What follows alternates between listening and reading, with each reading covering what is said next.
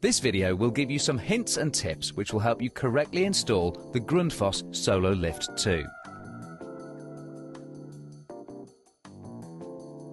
This video should be viewed in collaboration with reading the installation instructions that are in the pack, and refer to this as you go along. Before you start, make sure all building regulations are complied with. You may want to check with your local planning office. In particular, check if a vent is required. Be aware that the unit requires an electrical connection. This should be installed by a qualified electrician. When planning the installation, make sure you have all the necessary pipes, connections and tools ready. Identify where the soil stack that you should connect to is located. If the Sololift2 is a replacement for an existing product where the outlet to the soil stack is already installed but on the other side of the outlet to the Sololift2, then the extension hose kit, part number 97772316, will be required.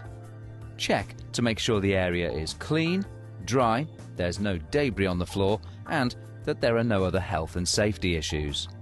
You'll need the following tools: hacksaw, screwdriver, spirit level, sharp knife, ruler and a drill. During installation, be careful not to damage the unit or connecting pipes. Apply a gentle force and do not use a hammer, as this can easily cause damage or breakages.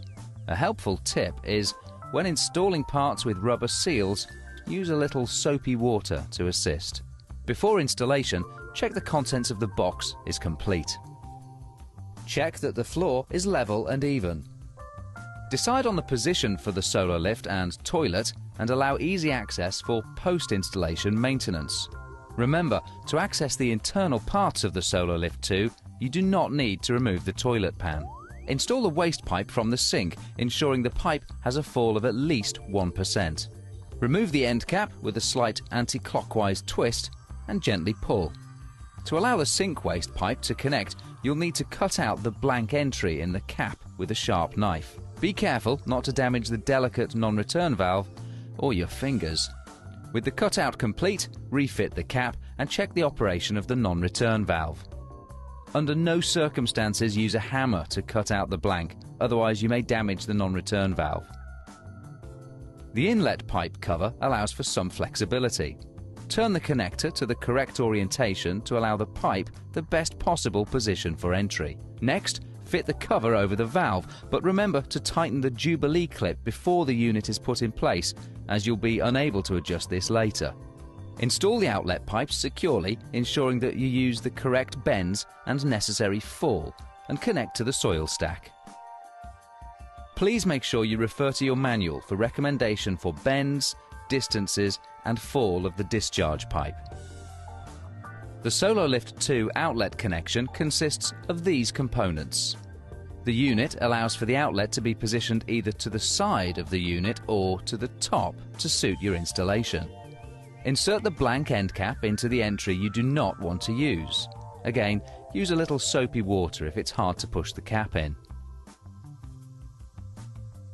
Click in the outlet connector. Check to make sure the non-return valve is working. Again, use soapy water if needed. Cut out the appropriate blank on the plastic cover using a sharp knife, do not use a hammer, and replace the cover. Push on the outlet connection elbow, again using soapy water if required. Tighten the Jubilee clip and pull over the secondary seal cover. Connect the pipes to the unit and remember to fit the drain plug. Secure the unit to the floor with the fixings provided. These simply slide into place on either side of the unit. Then screw them to the floor. Don't forget to lubricate the pan connector to allow the WC to fit easier. Reposition the WC and cistern. Pull the pan outlet over the outlet pipe of the toilet pan and secure with a Jubilee clip. When the toilet pan is installed with the Sololift2, there may be a gap behind the cistern.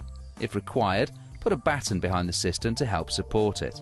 Apply the user reminder stickers so they remain visible for the user. Fix the WC to the floor. Connect the electrical supply to a suitable outlet, and this should be done by a suitably qualified person, remembering to follow all local electrical regulations.